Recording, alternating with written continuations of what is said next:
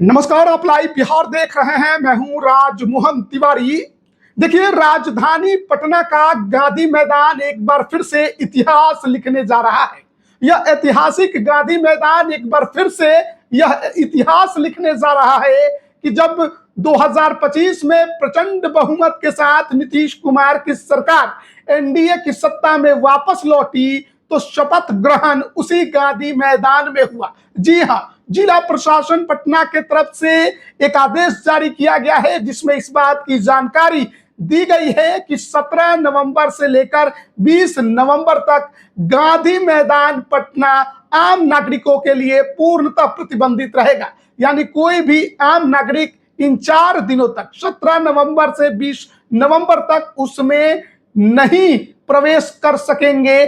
और जिला प्रशासन पटना ने गांधी मैदान को अपने नियंत्रण में ले लिया है और इसके पीछे बड़ा कारण यही बताया जा रहा है कि नई सरकार का जो शपथ ग्रहण होना है वो इसी गांधी मैदान में 20 नवंबर को होने जा रहा है। नीतीश कुमार रिकॉर्ड 10वीं बार मुख्यमंत्री पद की शपथ लेंगे, 2 या 3 डिप्टी सीएम शपथ लेंगे और कई ऐसे विधायक जो मंत्री बनेंगे वो भी इसी गांधी मैदान में शपथ लेते आपको दिखाई देंगे। देखिए, नई सरकार के गठन को लेकर जो फॉर्मूला है वो सेट कर लिया गया है। दिल्ली में भी कई दौरे की बैठक जेडीयू के बड़े नेता संजय झा हो, ललन सिंह हो और केंद्रीय गृह मंत्री अमित शाह हो, उनके साथ हुई है। जेपी नड्डा है, उनके साथ हुई है। और कहा जा रहा है कि किस पार्टी से कितने मंत्री बनेंगे ये फॉर्मूला सेट कर लिया गया है।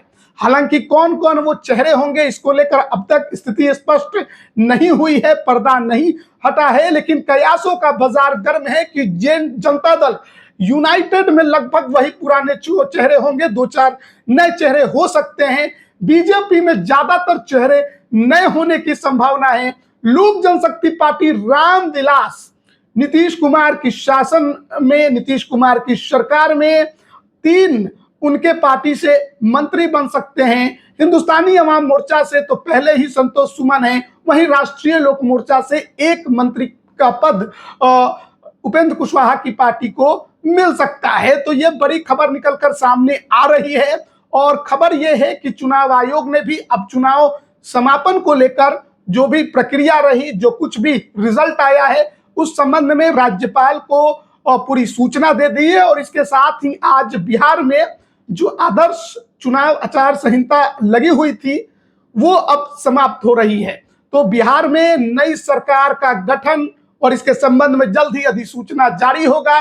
खबर है कि कल नीतीश कुमार बिहार के मुख्यमंत्री राजभवन जाकर राज्यपाल को अपना इस्तीफा सौंपेंगे और नई सरकार बनाने का दावा भी पेश करेंगे। और उसके बाद जिस तरीके की खबर जिला प्रशासन पटना से निकलकर सामने आई, गांधी मैदान में 20 नवंबर को नई सरकार का शपथ ग्रहण हो सकता है। बड़ी बात यह है कि शपथ ग्रहण में प्रधानमंत्री नरेंद्र मोदी भी शामिल हो सकते हैं और उनके साथ केंद्र के और भी कई बड़े मंत्री शामिल हो सकते हैं। तो डबल इंजन की सरकार एक बार फिर से आपको बिहार में देखने को मिलने वाली है।